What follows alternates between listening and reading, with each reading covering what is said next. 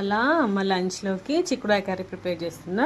అంటే దానికోసం పచ్చిమిర్చి ఫస్ట్ మిక్సీ పట్టి ఈ పేస్ట్ దీంట్లో వేసి ఉడికించాలన్నమాట, కొంచెం వాటర్ పోసి.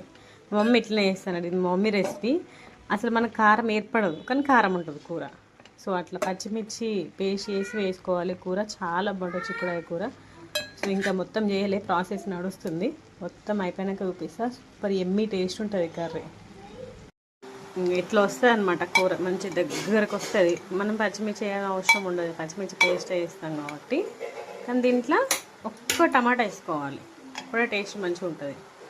మీకు చిక్కుడుకాయల టమాటా వేస్తేనే టేస్ట్. ఒక్కటే వేయాలి, మరి ఎక్కువ వేయొద్దు. ఒక్కటి వేస్తేనే మనకి మంచి ఫ్లేవర్ వస్తుంది అనమాట. కొంతమందికి టమాటా అంటే ఇష్టం ఉండదు, మా మధుకి టమాటా వేసి అస్సలు ఇష్టం ఉండదు అన్నట్టు. అందుకే తన కోసం వేరే కర్రీ ప్రిపేర్ చేస్తున్నాను నేను. కర్రీలోకి కాంబినేషన్గా పచ్చిపులుసు వేస్తున్నది, చారు వేస్తున్నా. చింతపండు చారు మస్తు టేస్ట్ ఉంటుంది. చిక్కుడుకాయ కర్రీలోకి చారు కాంబినేషన్ బాగుంటుంది. మెయిన్గా ఉల్లిగడ్డలు ఎక్కువ వేసుకొని చేసుకోవాలి, సూపర్ టేస్ట్ ఉంటుంది. మ్యాక్సిమం నేను చిక్కుడుకాయ కర్రీ వండితే కంపల్సరీ చారు ప్రిపేర్ చేస్తా.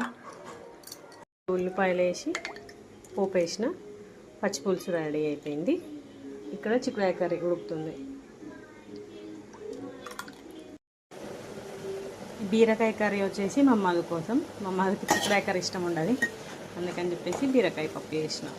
సో బీరకాయ పప్పు చిక్కుడుకాయ కర్రీ దేనికైనా చారు కాంబినేషన్ బాగుంటుంది కదా, అందుకని చెప్పేసి చారు ప్రిపేర్ చేసిన అనమాట. ఇవాళ మా లంచ్ స్పెషల్స్ వచ్చి బీరకాయ పప్పు, చిక్కుడుకాయ కూర, పచ్చిపులుసు. సో మీదేంటి కామెంట్ చేసేయండి.